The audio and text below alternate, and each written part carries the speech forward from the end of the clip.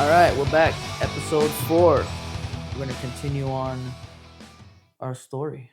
Yes, we will. Don't look at this. That way it gives more. Wait, talk? Yes. Okay.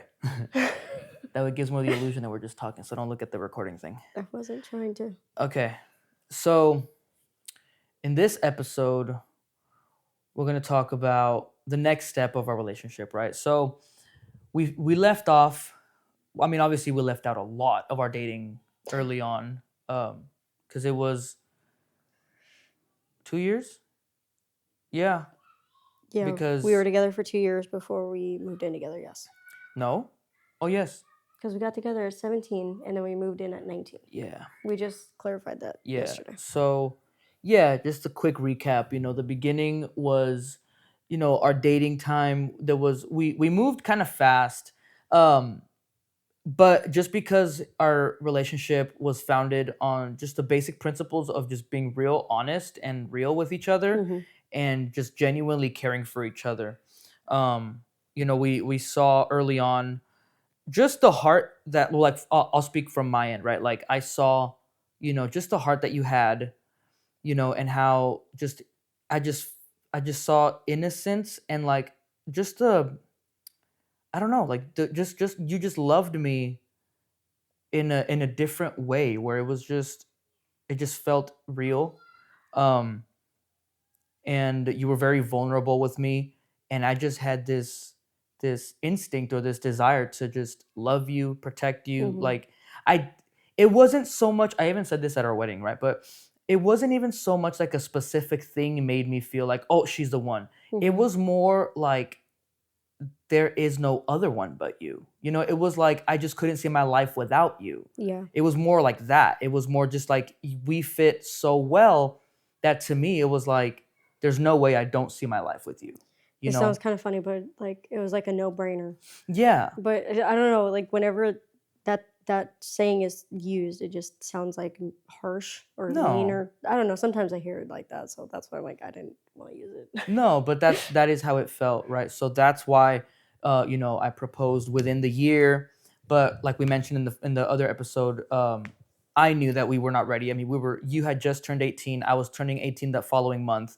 I knew we were nowhere ready to Mhm. actually get married and all that because I wanted to do things the right way. And Yeah. that's where we're going into now in this episode, where now we're talking about the preparation for marriage. Because leading up to that was our dating time, but then very shortly after that, it was the engagement where it was like preparation for marriage. Mhm. And I said this in the previous episode, and I'm gonna say it again. I Now that we're believers in Christ, I don't recommend Yeah. doing it the way that we did, Yeah. right? Just because it worked out for us, and I do believe that God's grace was with us and He met us where we were at.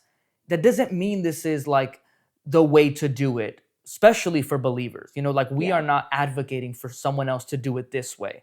This we're just telling our story and how God, the Bible says that He works all things for the good of those who love Him and are called according to His purpose. Yeah.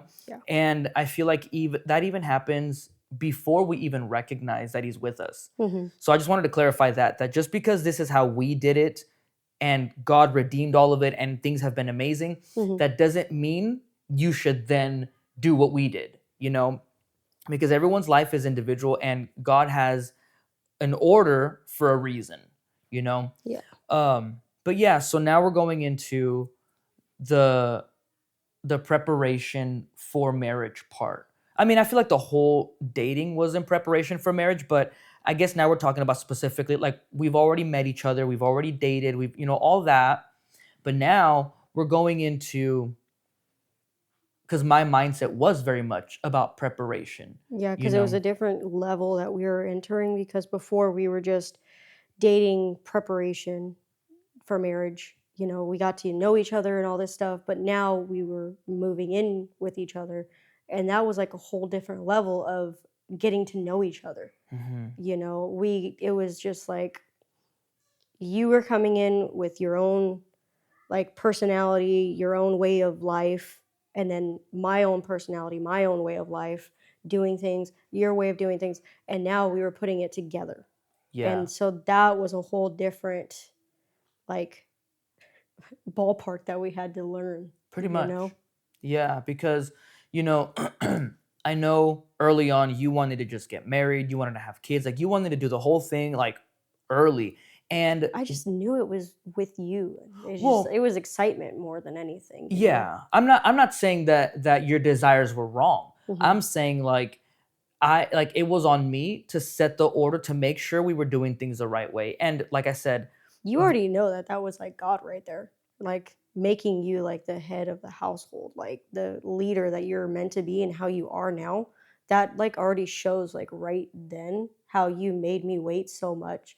Like not like it's saying it's like a terrible thing that you made me do this, but like you can just see how like God was already working through you to be the man of the house and to be like the leader just by doing that mm, already. I never really thought about it like that until like we're talking about it now, you know? yeah. But sorry. Yeah. No, you're fine. But yeah, because you had the desire, the emotion, the excitement. And while I had that too, obviously, that's why I proposed. It wasn't like I waited forever and like you forced me. And, a lot of relationships are like that, where like the woman is like, when is he going to propose? When is he, and like they're very pushy. And the guy is very much like, no, I don't want to. It's too late. Or not too late. It's too early. Mhm. All these things. Like it wasn't like that. I definitely knew like you were the one I wanted to spend the rest of my life with.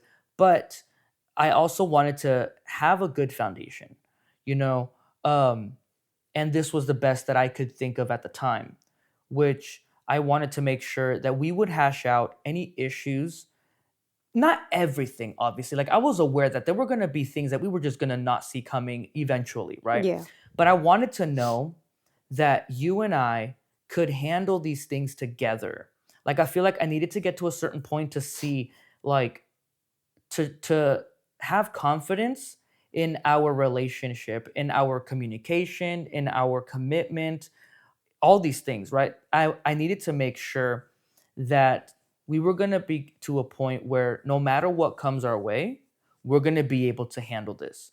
Because coming from, my parents divorced when I was 10, even before that, their marriage was just very rocky. Mhm. So then I was on the I was on the kid end of that family situation where my parents were always fighting, or at least for a big chunk of their time.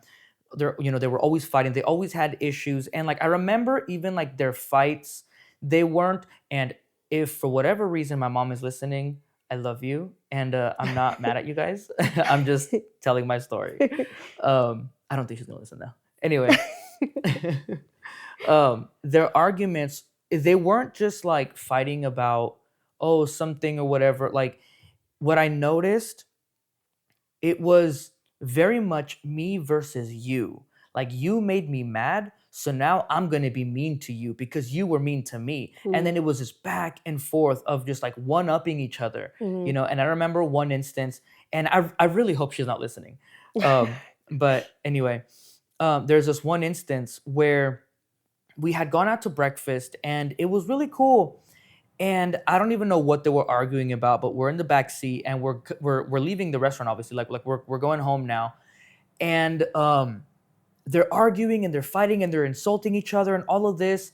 And I forgot who did what, but one of them, because we had like leftovers, so one of them like grabbed the drink and like threw it at the other one's face in the car.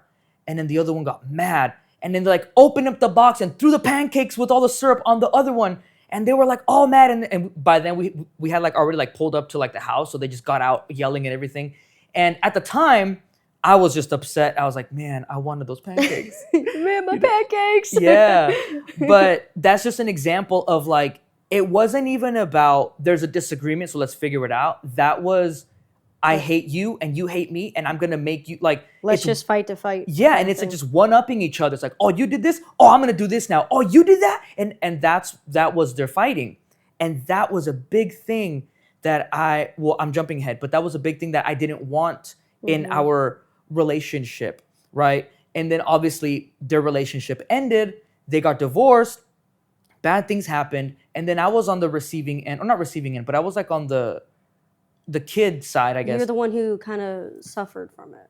Right. Well, yeah, me and my sisters, Yeah. in the sense of now we had two parents, and now my mom and like I saw my mom struggle, and all these things.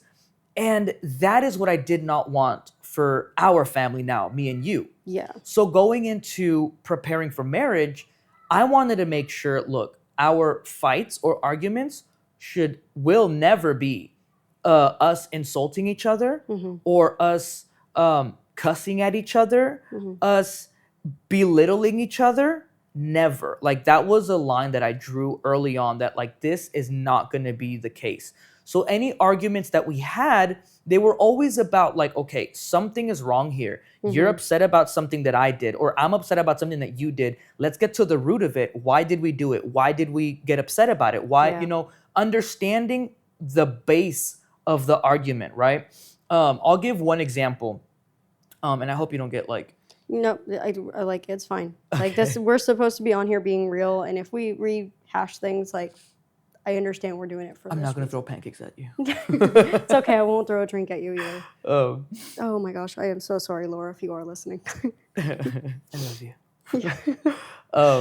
No, but okay. So You have my blessing. Go ahead. yeah, so one of our arguments early on, and this was still when we were dating, so this wasn't part of the marriage part, but this is just an example of how we attacked or tackled these type of issues, right? Because so we were at one of her family gatherings or whatever, and um, she was texting someone, and I'm like, what's going on? And that was something too, like, I know in dating people, like, they get very like, what's none of your business? Like, for us, it's always been our business. Yeah. Like, To always know who you're talking to. yeah, It's not like we didn't trust each other. It's just that was one of our foundations of trust. It's Yeah. like we were always like transparent with who we were messaging, who was on the phone, either texting, phone call, whatever. That was just something that we established early on. So yeah, and it's still that way, right? Exactly. Like, people get offended if like, well, who are you texting? And you start feeling like, why are you being so nosy? Why are you being like, nope, that's not the case here. Yeah, like if she literally- wants to know who I'm texting, I'm gonna tell her. And- and yeah. and a lot of times people get like offended. It's like, well, what do you think I'm doing? Cheating on you or something? It's like, it doesn't matter what she thinks. If she's asking, give the answer. What do you have to hide? And it's the same thing the other way around. Yeah. So anyway, back to that story. That was she was texting somebody, so I asked her, and she said, oh, just a friend. Turns out it was like this ex-boyfriend that they were still kind of friends or whatever. And I told her right off the bat, I'm like, you know what, that's not something I'm cool with. Like, we're not, like, I'm not cool with texting exes. Like, you don't see me texting my ex, Yeah.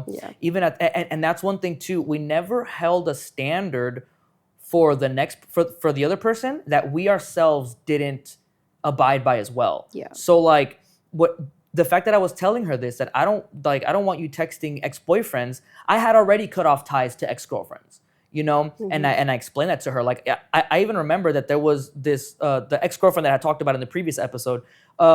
She did end up trying to text me very early on in my relationship with Alyese. We were like not even a month dating. Like, it was like maybe a couple weeks. I don't know what it was. Oh yeah, I remember this. And she reached out trying to be like a friend.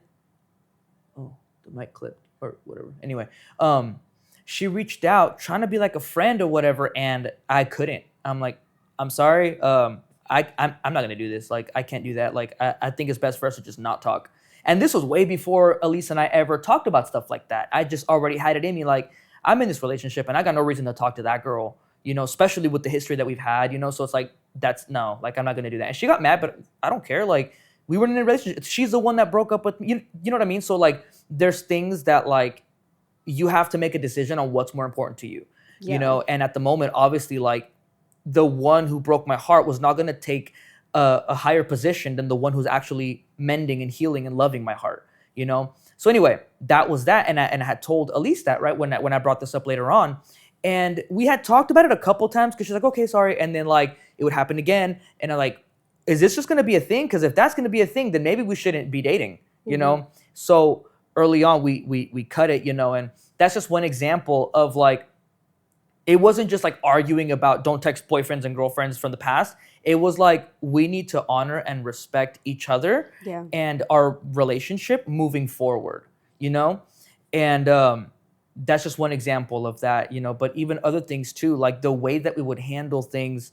I was just now we're fast forwarding to like preparation for marriage, right? I wanted to make sure that we were going to be able to handle things in our life together, and that there were not going to be things that were like breaking points. Hmm. Like, are we going to get to an issue where like, okay, like I can't deal with that. I can't be with you anymore if that's how this situation is going to be. Mm-hmm. And then we break up. I told her I would much rather deal with that now that we like right now that we're not married, that we don't have kids, that we don't own a house, that we don't have a life built together, that we're not completely mingled and intertwined together, right? Yeah. Because the last thing that I wanted to do is get a divorce. Now we're fighting over the custody over the kids, and the kids are going to see it all, and they're going to live through it, and they're going to suffer through it. I was not going to allow that. That was why that was my logic behind moving in together, because we started dating at 17, and by 19 we both had decent enough jobs to be able to move in together and afford a place together. And I told her, look, like, we only owe whatever lease is on this apartment or whatever. Like, if it don't Mhm. work out, we're done, right? Like, we don't have to do anything. There's not like a 30-year mortgage. There's not, this commitment from this and commitment from that. Like, Yeah. So, but I don't know if we mentioned this last time, but I don't remember if we actually had a designated time, like we're going to be together for this long and then we'll see. But I know we did set a date for the wedding. So it wasn't like this was Yeah. this wasn't some like long 10-year engagement where it was just like never actually arriving there. We had a set goal in mind and we were moving forward to that. Yeah, we actually put it for like 2 years after we moved in together. So we did plan it from the beginning like that? It was like maybe a few months after we moved in, but we moved in together at 19. Yeah, for sure. I And remember that. then we got married at 21. Yeah. So like, but it wasn't immediately as soon as we moved in together. We waited like a few months to see obviously how everything was going. Right, but to make sure that it was planned. But we both agreed that we wanted to set I remember this. I'm like, Mhm. we agreed early on that we wanted to set a date. Mm-hmm. Obviously, because, there goes all the planning into a wedding too. Yeah. But we also made sure that we gave it enough time so that way we can do everything that you're talking about is Right. the preparation, the hard work that goes into making sure we are ready for this, Mm-hmm. that we're good.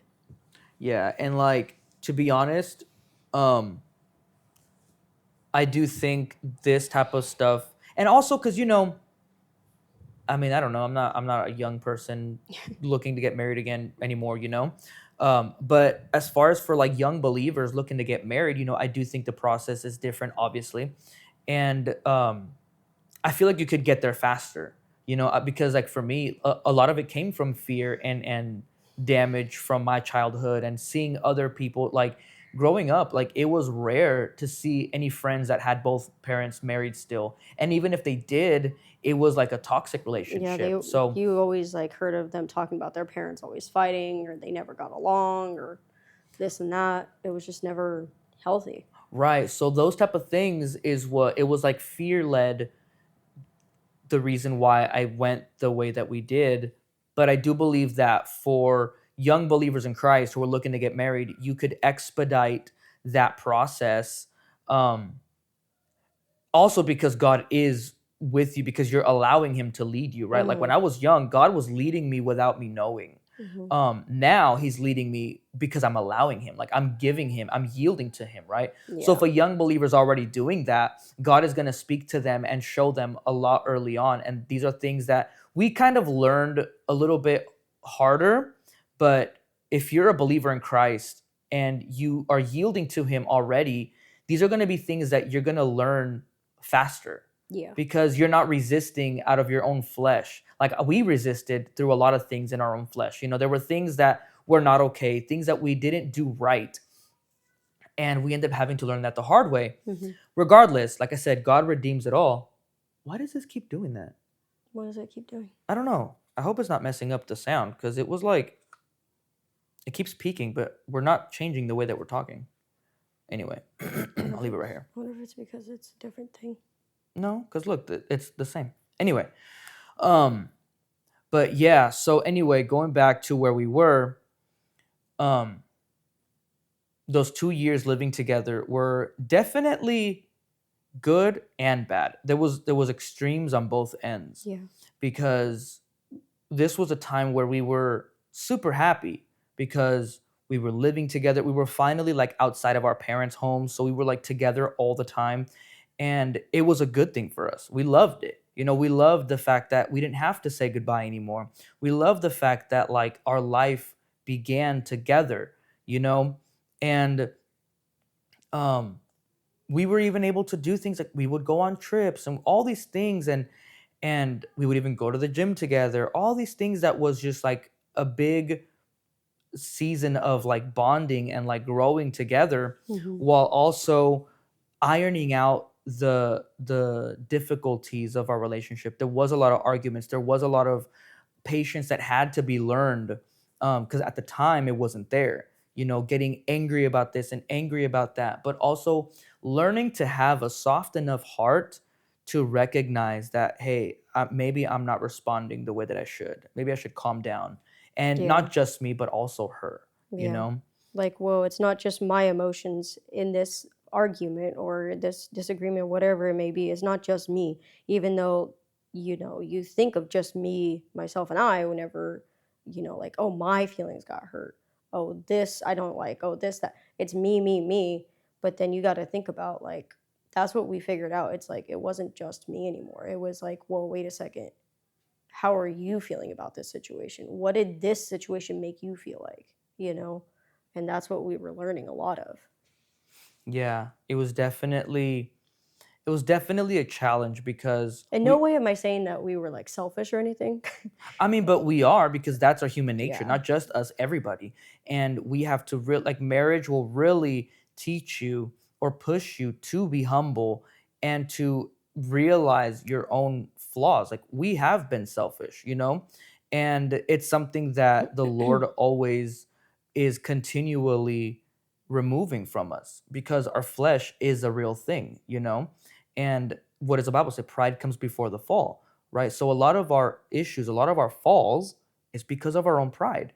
It's when we recognize it's the difficulty that a lot of people are not willing to accept. It's difficult to recognize that I'm wrong.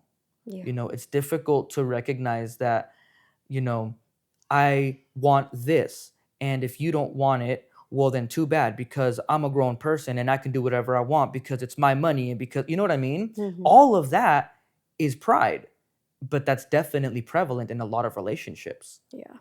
Those are the things that we had to learn early on, that it's not just me, it's not just you.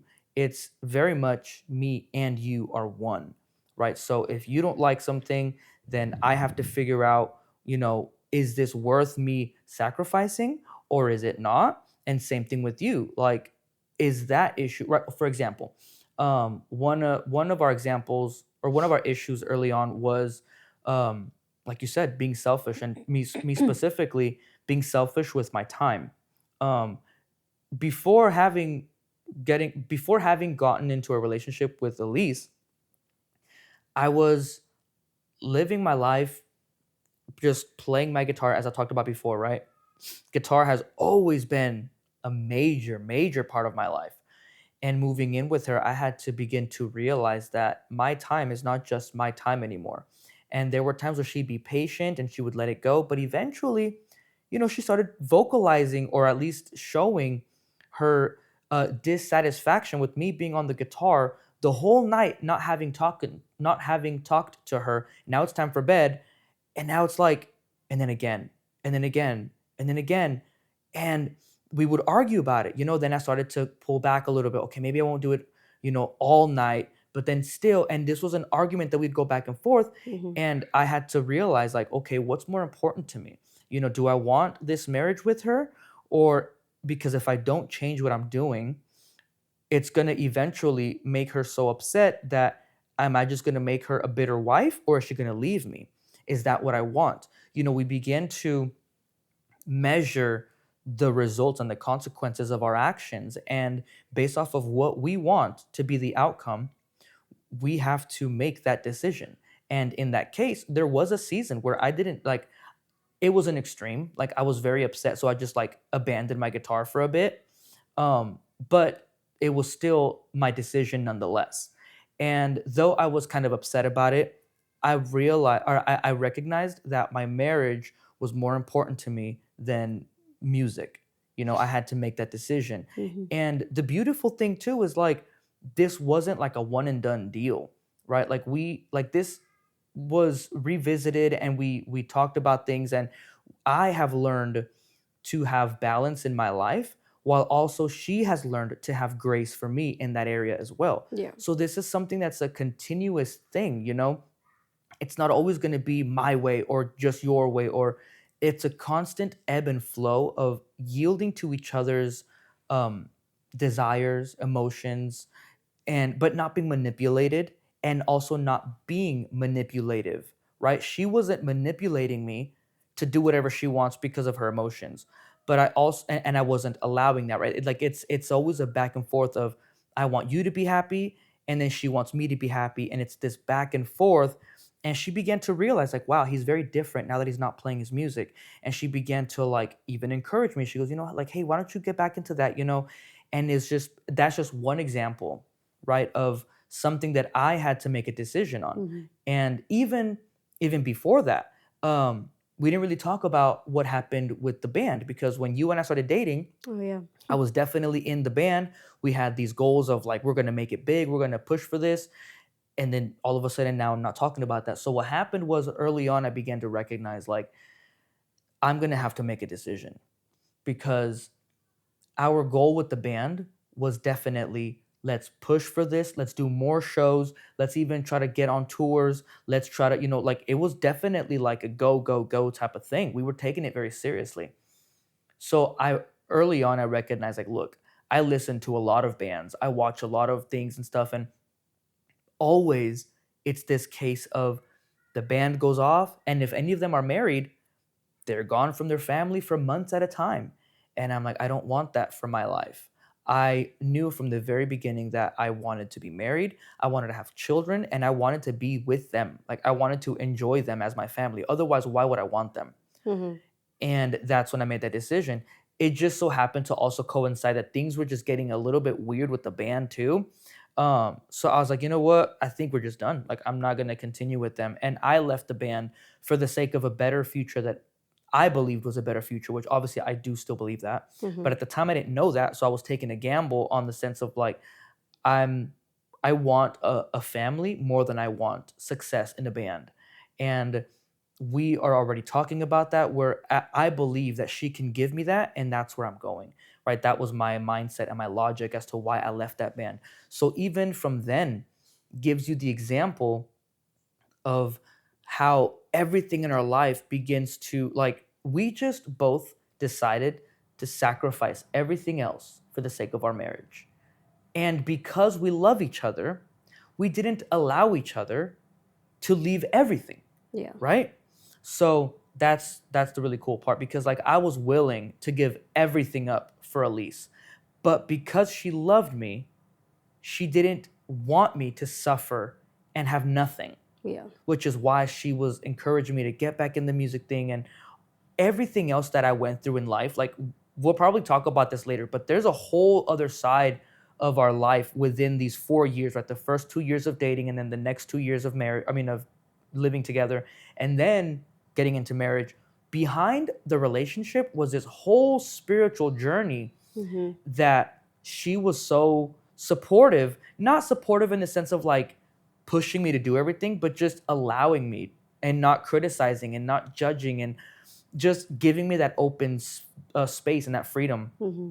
We'll get into that later, or at least we'll get into the details of like my journey later.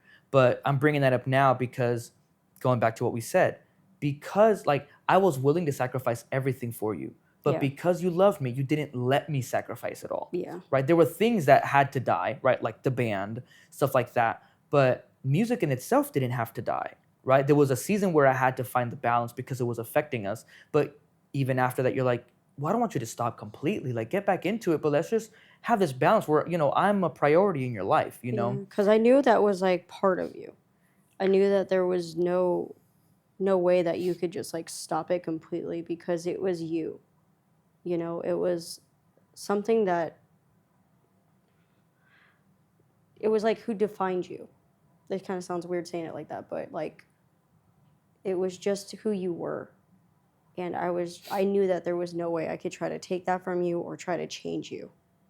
You know, like you Mhm. said, all you had to do was just find a balance. Yeah. Because like look at you now. Because imagine if I took that away from you, Hmm. you wouldn't. Who knows if you would be the worshiper that you are now Right. if I took it from you. You know. That's the thing. That's the power. We'll get into this later, but I want to mention this here. That's the power that a wife has over the husband's life. Like, you have the deepest connection into my heart that if you wanted to, you can cut things off from me and really harm me. And other women do that, Hmm. which is why I'm so grateful that I have you, right? Because you're the kind of wife that, and if there are any women listening, this is the encouragement to those women, right? Because I'm on the receiving end of that. Like, you're the kind of wife that does not cut my wings, so to speak. Hmm. You know, if anything, you have pushed me and you've encouraged me because you have that deepest say in my heart, you know? Because, like you said, if you really had cut it off, if you were like, yeah, I don't want you to do music ever again, I could have been like, all right, I won't. And I might Yeah. not be happy about it, Yeah. but you know what I mean? Like, that could have been our life. And you're right. I probably wouldn't be on the worship team. I wouldn't have developed the worship voice that the Lord has given. I don't even Hmm. mean physical voice. I just mean like my expression, like Hmm. giving that to the Lord. You know, you definitely had the power or have the power to cut that off of me. Yeah. And just like kind of how you just said, it's like us women, us wives, we hold dear your hearts, you know? And like I told Abby, Our daughter. like, yeah, our daughter, sorry, is once you become a wife, you build that relationship, you build that foundation with your husband. You know, you build it from early on, you know, and then you become his wife. Everything he does in his life, he will truly, if he really truly loves you, just as, you know, he should. I told her, I was like, everything he will do, he will talk to you about it. He will, you know, open up about it, everything, you I know, to think you. I think specifically you mean like everything he does in the sense of like his passions, Yes. his drive, Sorry. Yeah. Like, and then his projects, like motivation, that type of stuff. Yeah. like stuff like that. Thank you. He will, you are the person that he will want to run to talk about it or discuss it or ask, like, what should I do? You know? And I told her, I was like, us women, we can, whatever we say to our husbands can either build him up or break him down. And I always tell her, like, as you see with your dad, I always build him up. If he feels a little low with something, I build him up. I hold him up. I help him up until he feels like strong enough that he can continue to do it.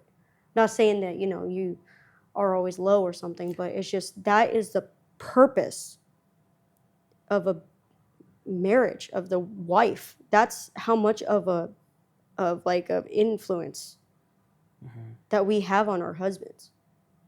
You know, with your words, you can either build your husband up or you can tear him down.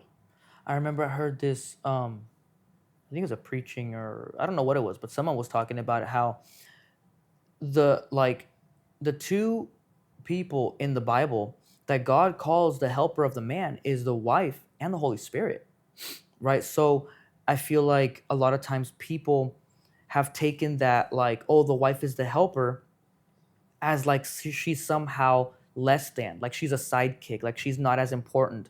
But if that was the case, then are you saying the Holy Spirit is also not as important? He's also just your sidekick? Hmm. No, it's like that's the support that you bring to the husband, right?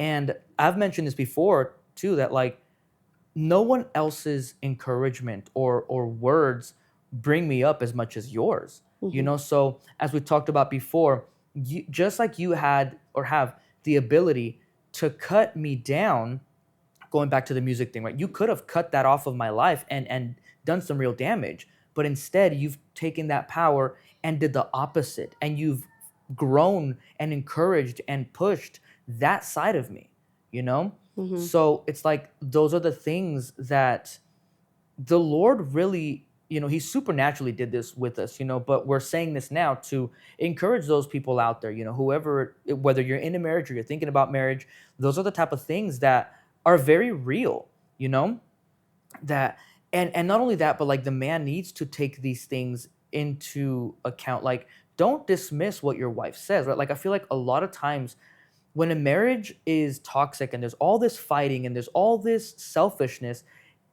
it can be solved by both of them being selfless. Because let's say you have your needs and desires, and I have my needs and desires.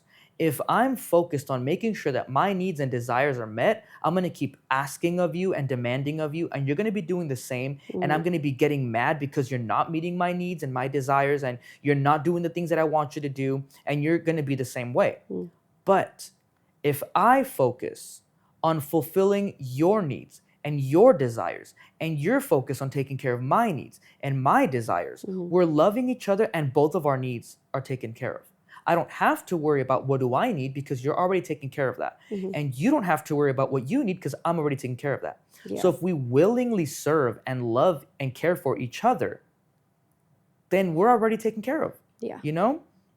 Like if I'm willingly loving you, taking care of you, serving you, and you're doing that back, like I'm already taken care of. I don't have to worry about, well, you're not doing like, you know what I mean? Yeah. That's how um that's how that problem is solved, I believe, because we're so focused on I don't have enough and you're not doing this for me and you're not doing that for me. When if you just focus on loving each other and caring for each other, stop focusing on myself and start thinking about you, you know? Mhm. And that will definitely bring a lot of healing and fulfillment in the marriage, right? But we kind of got on a tangent. I mean, it's a good tangent, but yeah, and really this is a lot of the preparation that we had to learn. And even going into marriage, like I said, like those 2 years of us living together, we didn't figure all this out. What we figured out was how to communicate, Mhm. and really understanding that no matter how mad I get, no matter how mad you get, no matter what thing comes across our way, we're in this forever. We're going to figure this out. I'm not going to leave you, and you're not going to leave me, and we're always on each other's side. And being very aware that, hey, look, the future is going to bring things Mhm. that we're not aware of, that we can't even imagine right now. But we got to remember and agree that no matter what comes, we're going to be supporting each other, Mhm. helping each other, and never being against each other. And always communicate. Because if there's something that's bothering you and you won't tell me, I'm never going to be able to address the thing that is bothering you. Mhm. And even now, 10 years into this marriage, it'll still be that way because we've learned each other so much to where I could know there is definitely something wrong with you. But if you don't tell me what it is, Mhm. I can't address it. Whether it's something, whether if you need support, whether if you need advice, whether if you need me to change something that I did wrong, I'm never going to know how to address it. I'm just going to know there is definitely something wrong. And you Yeah. can't hide that part of it, but you could definitely hide the details of what happened or what's going on. And that's where we early on made that agreement of like, we cannot stay in that place of just no communication. We will not hide these things from each other because that is how the cracks on the foundation begin, and they just get bigger and bigger and bigger. And before we know it, the marriage falls apart and we don't even know why anymore. Yeah. Those are the things that we began to build and make very clear early on in the marriage. And as we moved forward in the marriage, we continued to learn each other because, we definitely grew up together into maturity, into adulthood. Yeah. You know, like we mentioned, I don't know if I'm pretty sure we did. We mentioned it before. Like when we got together, there was nothing. Like we were still kids, you know? I remember getting my first job because I didn't have any money to take you out on a date. Mhm. I remember getting my first car. I remember getting my license. I remember you doing that. I Yeah. remember us trying to figure out what are we going to do after high school. I remember I knew I wasn't going to go to college because I just didn't want to, but I was also trying to figure out what do I want to do? What am I going to do with my life? Same thing with you. You went off to Carrington College, not off, but you went to Carrington College, and I remember how hard that was for you and all the things that, I was there with you. You would come over to my house because it was close to my house. You would come over before you would go home, and it was late at night, and we'd stay out by your car talking, and I would be encouraging and helping you and all of this, and like we grew up together, Yeah. you know and even all of my different ideas and ventures and things that I tried to do that didn't amount to anything, you were there through it all, and we went through that season of like, who am I in this world? But we went through that together, Yeah. you know not knowing what we were going to do with our life, you know um I remember I loved the job that I had after Safeway, which was working at that reptile store, Hmm. and that was so much fun. But God knew that was not for me. And I feel like I put myself in that trap because I had said early on, I was like, I could do this forever. Like, I love this job and Hmm. all of this.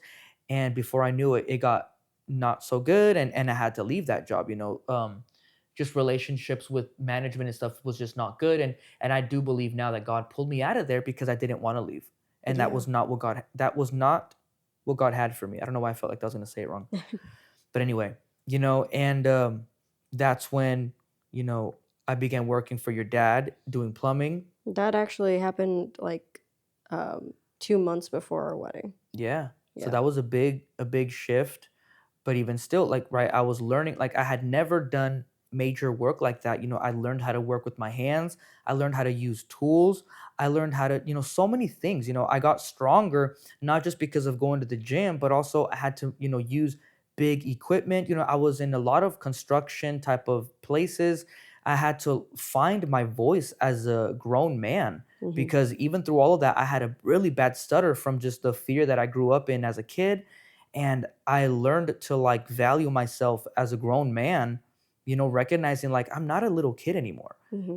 And you saw me go through all that and all the different phases that I went through, from being all hippie like and being vegan, being I was super soft, and she saw me go through that soft, like I had no foundation as a man. Like, I'm talking about my life personally now, but she was there and she saw who I am now and yet who I'm still becoming, like who God is creating me, because I believe there's no end to the progress that we make in the Lord, right? I mean, the Yes. Bible says that he who started a good work in you will finish it till the day of Christ, right? So the work he's doing in us is not over. Hmm. But she saw the man that I would become when I wasn't that man yet.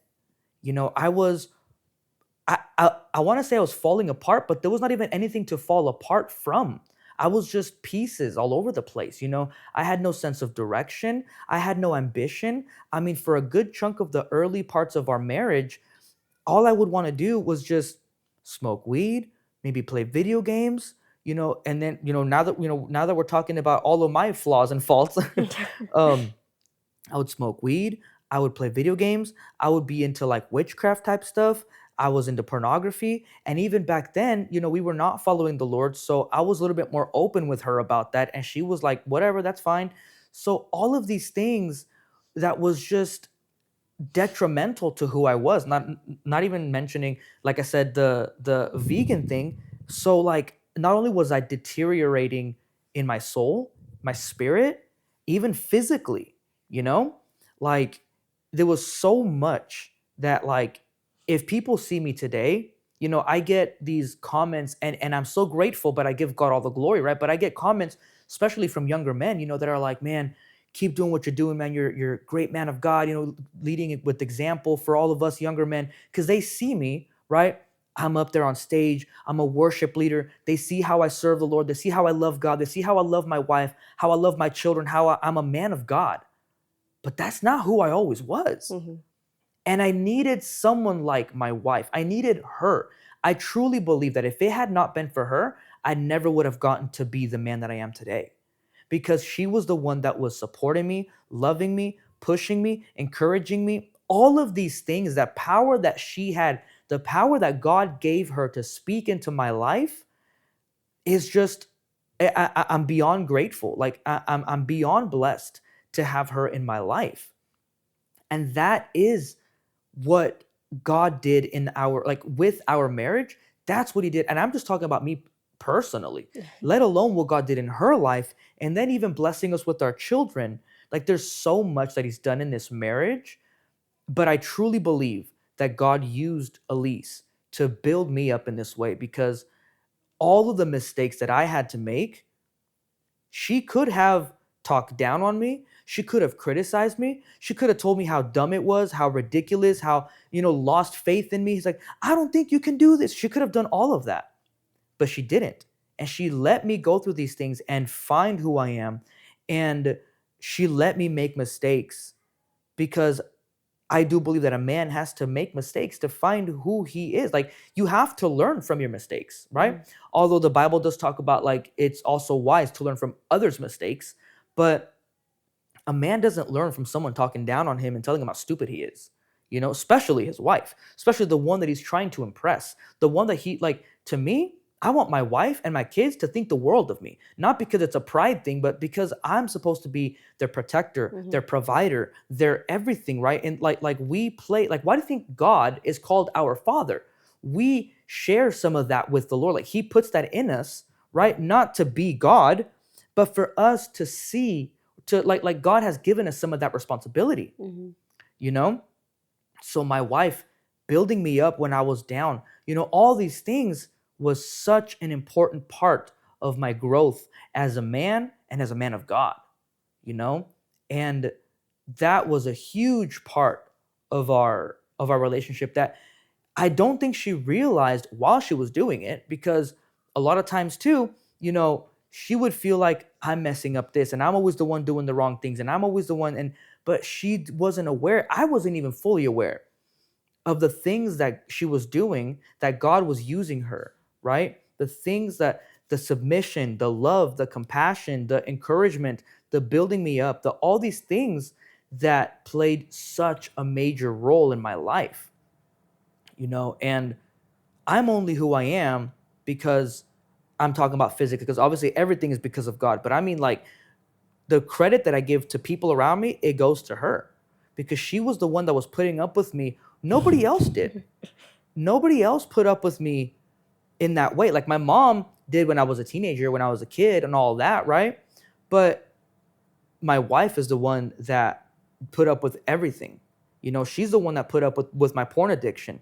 She's the one that put up with me smoking weed all the time. She's the one that put up with me ignoring her because I'm on video games all the time. She's the one that put up with all my anger, with all my rage. Not like angry at her, but like frustrated at my life and being angry about the world. She put up with that. All these different things. She put up with me being weird and all the witchcraft and all the new age and all the vegan stuff and all like, she put up with all of that, you know? And so she's the one, not only that she put up with me, but she encouraged me. Like, what other person has been there that saw me at my lowest, saw all my flaws, and instead of judging me and leaving me, she loved me, encouraged me, tell me how, you're the best thing that's ever happened to me.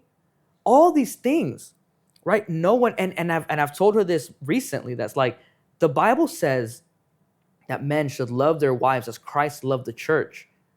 And I believe that's because women already, at least, godly biblical women, wives already know how to do that. Like, I've heard story after story after story that it's the wife that was so forgiving and so supportive and didn't leave her husband when he was out there doing this and out there doing that.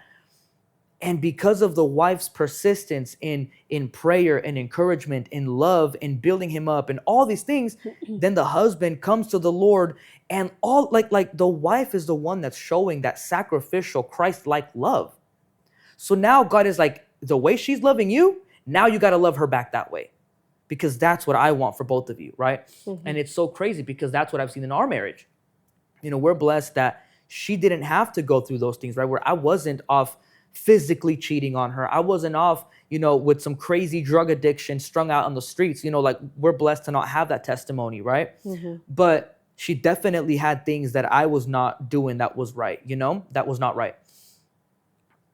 I don't know why I said it. That sounded very weird. I was doing a lot of things that were wrong that she had to put up with, right? And she loved me through it. She helped me. She cared for me. She encouraged me. And all while not even following the Lord, which is why I know God's hand has always been over us, and his grace. And it only gives me more of a desire to just give him so much credit, so much glory, so much gratitude, because we don't deserve that. We don't deserve for him to have had his hand in our life this much, you know? And it's all for his glory, you know? This didn't go the way I thought it was going to go, this conversation. But I mean, if we're talking about preparation for marriage, this definitely goes into that, Yeah.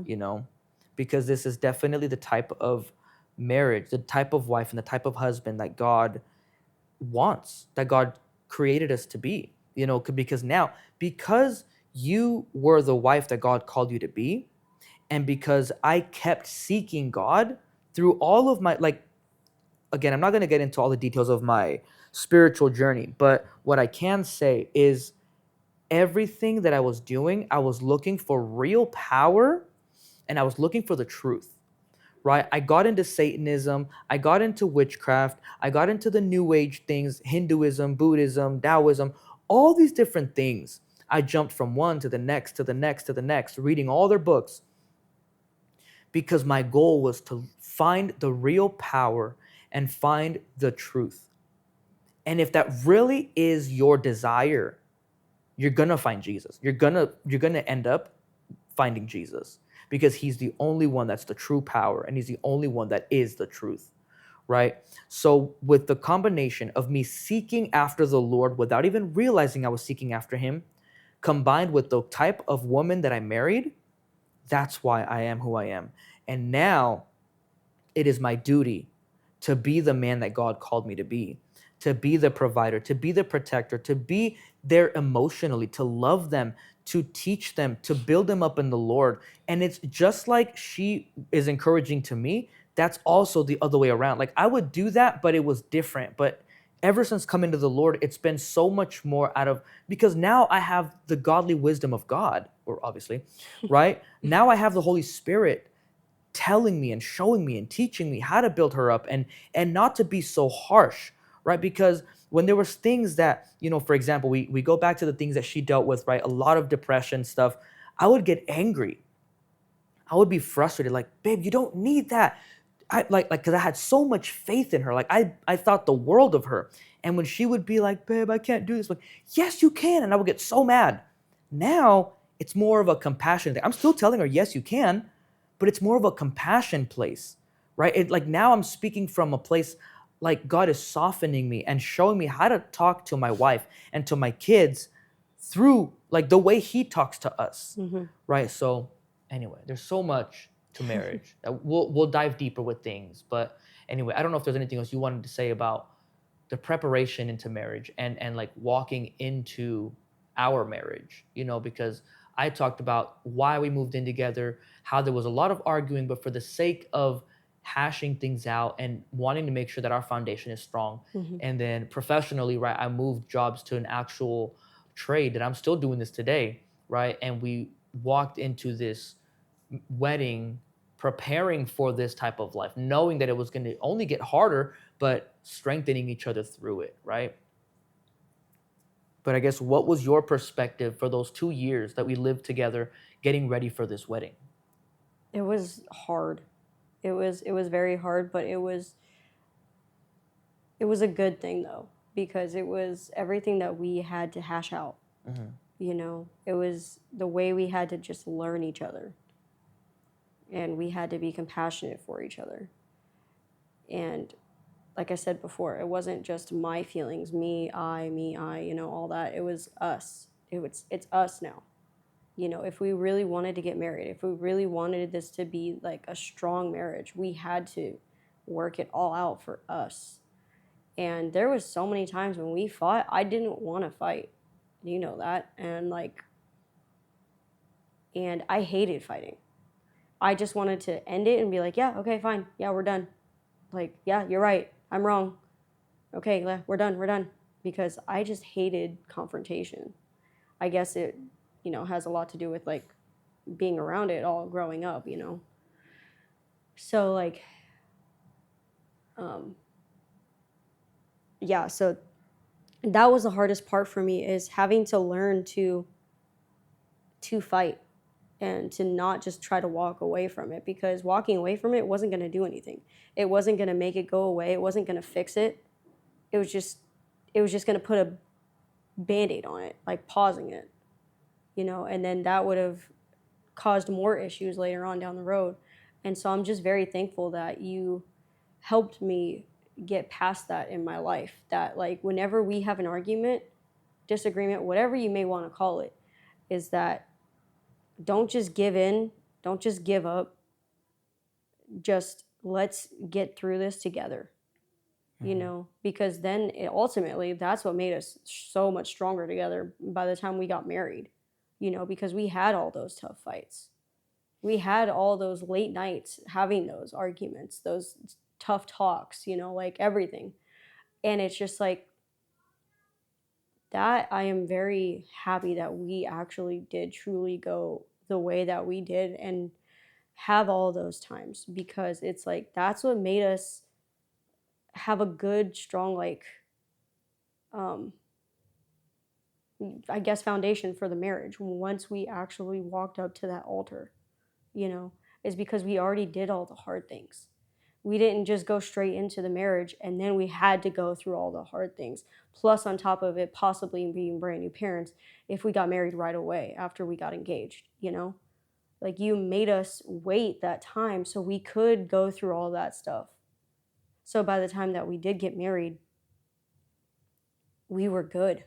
We knew exactly how each other worked, what We learned how worked. to communicate. Yeah, like it's just everything just was good, because by the time we got married and then we found out we were pregnant with Abigail, and I feel like we had a very good, strong, like, communication.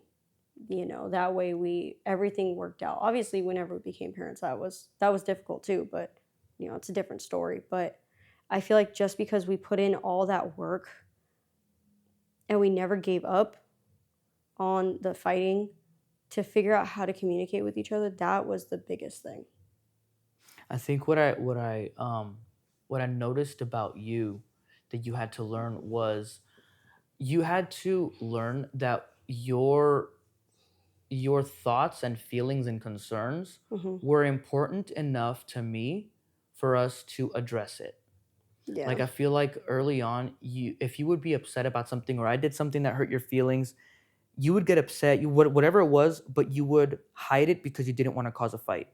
And I Yeah. had to basically make it known to you over that time that, like, what you feel, what you think, whatever it is that's going on in you, it matters. Hmm. And specifically, it matters to me. I don't want you to just be this silent wife who just does whatever I want, and it doesn't matter how she feels. As long as she's obeying me, then I'm good. I didn't want that. Hmm.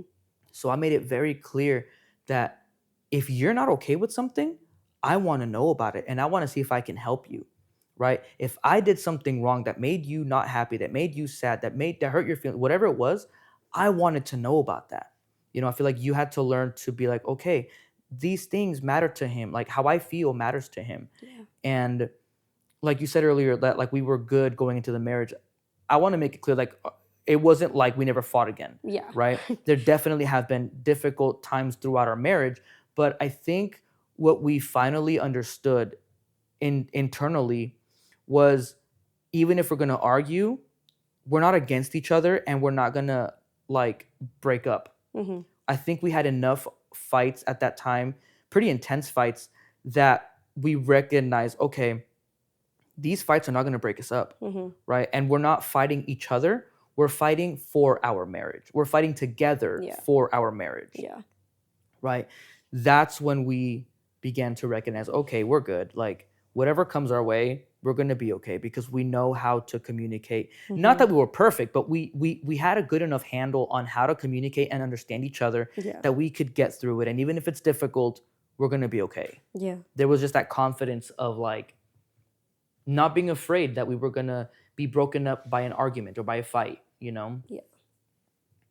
And there was always that softness too of like, even if we were so angry or so whatever it was never to the point where it was like, fine, I'm just gonna leave. And then we would just take off and then not say I love you and not get, you know what I mean? Like, even if we were angry and I had to go to work or you had, you know what I mean? Whatever it was, I would still give you a kiss and still say I love you and still leave. Yeah. We You never just know? left it as like bye and then just leave. Or even like at night, I don't really remember us ever going to bed like angry.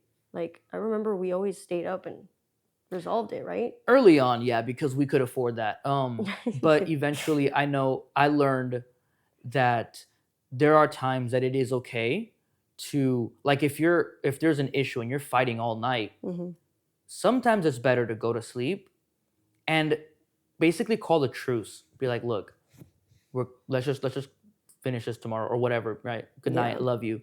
Actually, like let each other know, even if there, even though there's a big issue here, we're still together. We still love each other, Mm-hmm. right? Making that effort, right? So saying good night, I love you, all that, Yeah, because if and like then you're wake. Huh? arguing, sorry, if you're arguing too long into the night like that, and you're like sleep deprived already as it is, or anything, whatever factors may be, because you don't want to make yourself stay up later and later and later and trying to figure it out, and the argument may or may not be going anywhere. Who knows?